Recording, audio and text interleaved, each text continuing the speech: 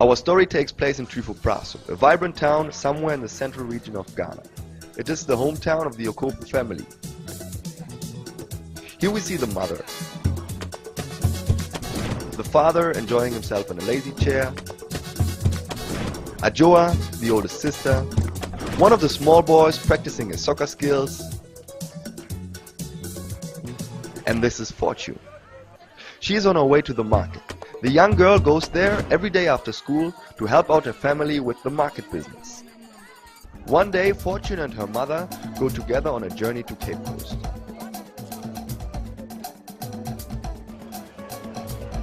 As Fortune gets her measurements taken for a new school uniform, she comes in contact with Cecilia, who is working as an insurance agent at the Kotokraba market. Fortune's curiosity sparks as Cecilia explains the benefits of microinsurance. She wants to know what this insurance thing is all about, and so Cecilia invites the girl to come along on a round through the market. On their way, they meet some of Cecilia's clients, like Baba the butcher, and the old lady selling fish who has recently lost her husband. On that round, Fortune learns what a premium is and how a payout works. When Fortune reunites with her mother, she is excited to tell her what she has learned about insurance. The mother is interested, and so back home the two women raise the topic in front of the father. But he doesn't want to listen at all.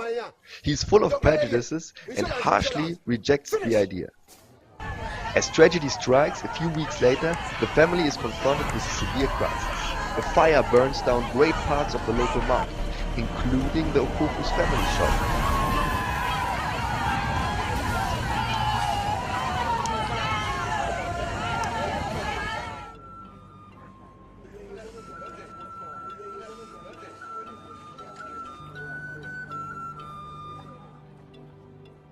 And with the shop, everything the family owned has burned to ashes.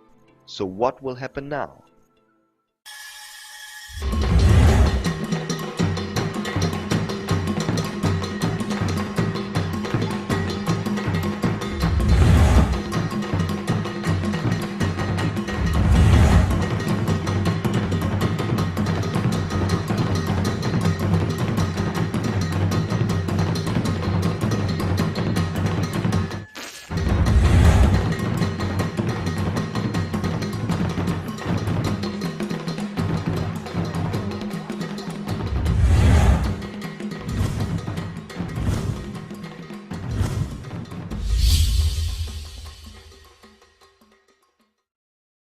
Insurance is the best policy for every human being. And why are you saying it's the best policy for every human being? Fine.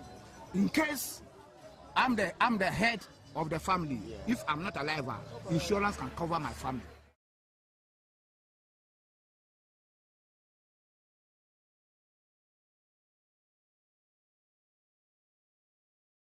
Okay, are you ready? I'm not ready. Camera ready, tape is rolling, the same thing. It takes you some seconds to make yourself ready. Concentrate, you are doing well. Action.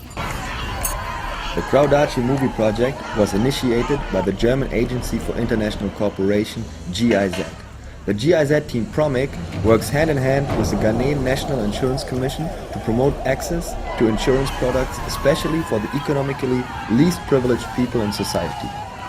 ProMiGH has come up with a strategy to inform a broader audience about the benefits of microinsurance using the medium film.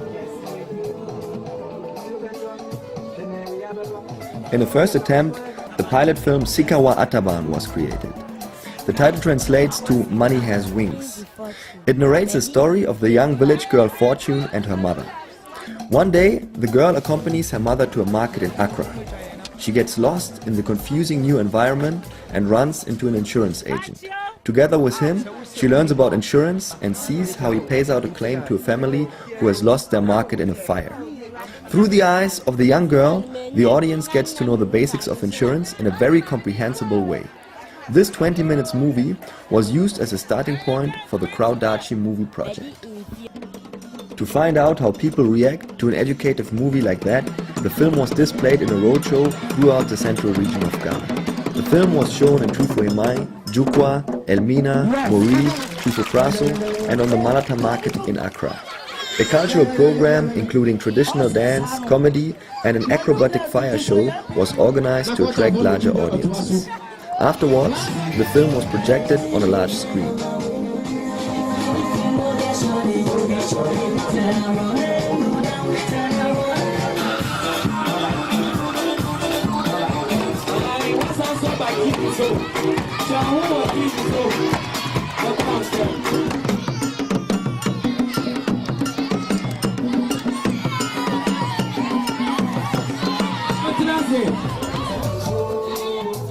The feedback of the audience was gathered in focus group discussions before and after the movie.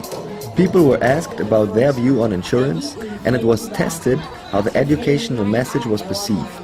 This input was later used to create the actual storyline for the Kora Wo Daakye movie. The script was developed in several meetings of the production team, consisting of a local NGO, Our Heritage African Foundation, Coastal TV, a television station based at Cape Coast, and me, Johannes Preuss, working as a media consultant for the GIZ. As soon as the story was agreed on, we started to create an audio version of the script in the local dialect Twi.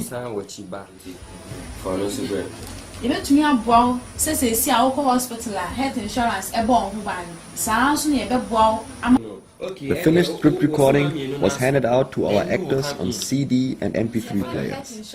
As we worked with non-professional actors, this step was essential. First, because many had difficulties with the English language. Second, because it helped everybody to get a clear picture of the whole play. And third, because it was useful in the process of memorizing lines.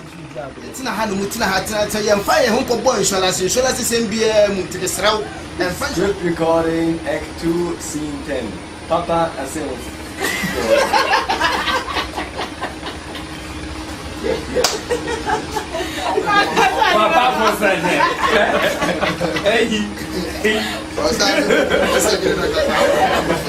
What I've already said is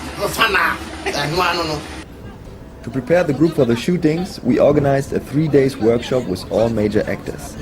We selected our actors partly from the pilot movie, like Fortune and the Mother, and others from actors groups in Twifu Praso and Cape Coast.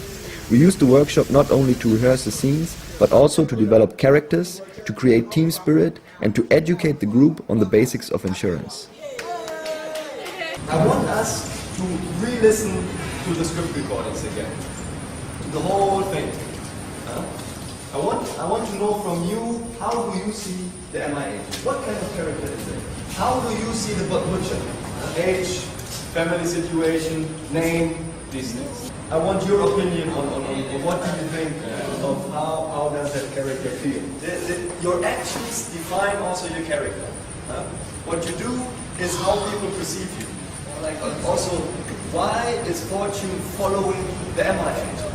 There is feelings behind that. It is because she likes that person.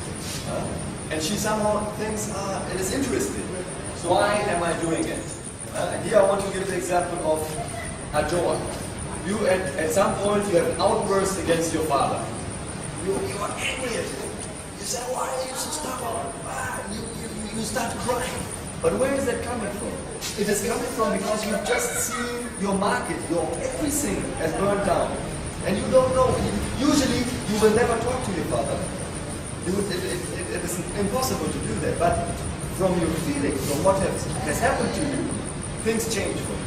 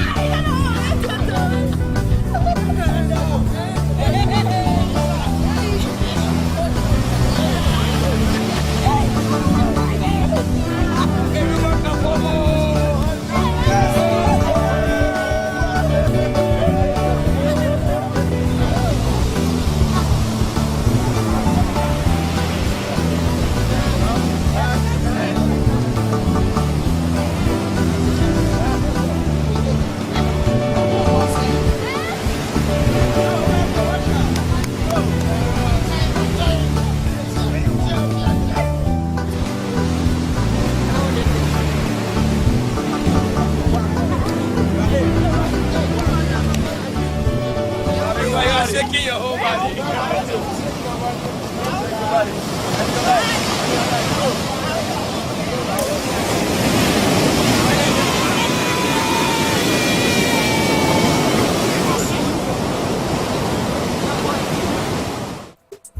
In the meanwhile, we started scouting locations for the movie.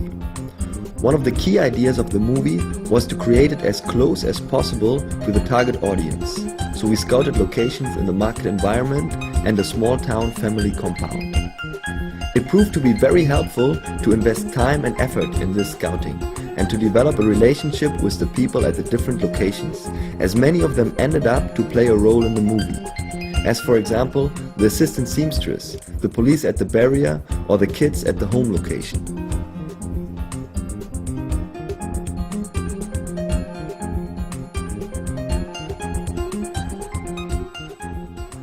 The logistically most difficult scene in the movie was the fire scene. As we could not burn down an existing structure, we had to build our own small market.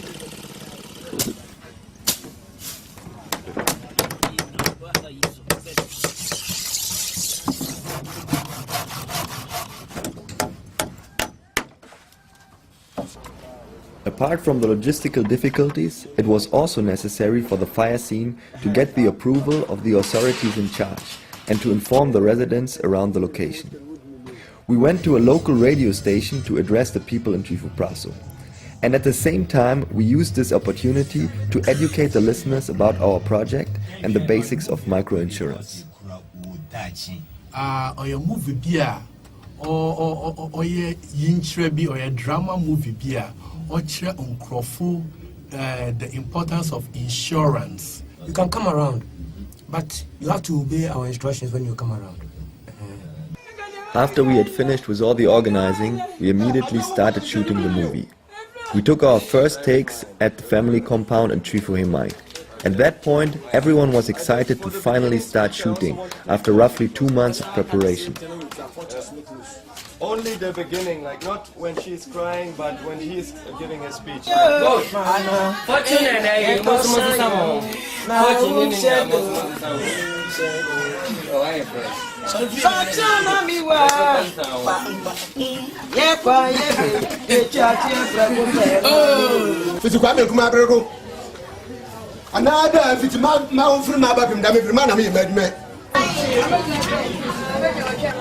The head of the Heritage Foundation, did a great job preparing the grounds for the shootings and working with the actors.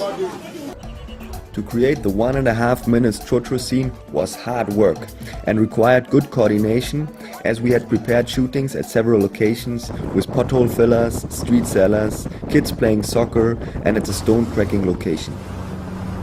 For the scene at the Papa Noah trading store, we had to create the impression our wooden shack was in the middle of the Twifu Praso market, which meant we had to bring a lot of extras for the scene. Most of them came from Samuel Penfold's actors group. Others were neighboring residents.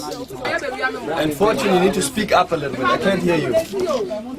Tape is snoring. Concentrate. Did you call her? She called me. That's why I come. I didn't hear anything yet. He called me. She called me. As we shot the fire scene, we had severe problems to light up the shack. Only after we had put some car tires in the inside and drained the whole shack with petrol, it finally started burning the way we wanted it.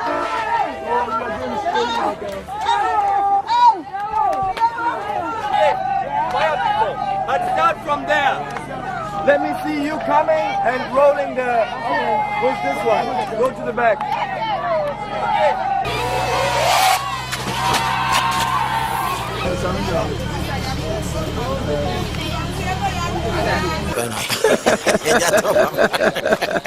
Light. Lighter.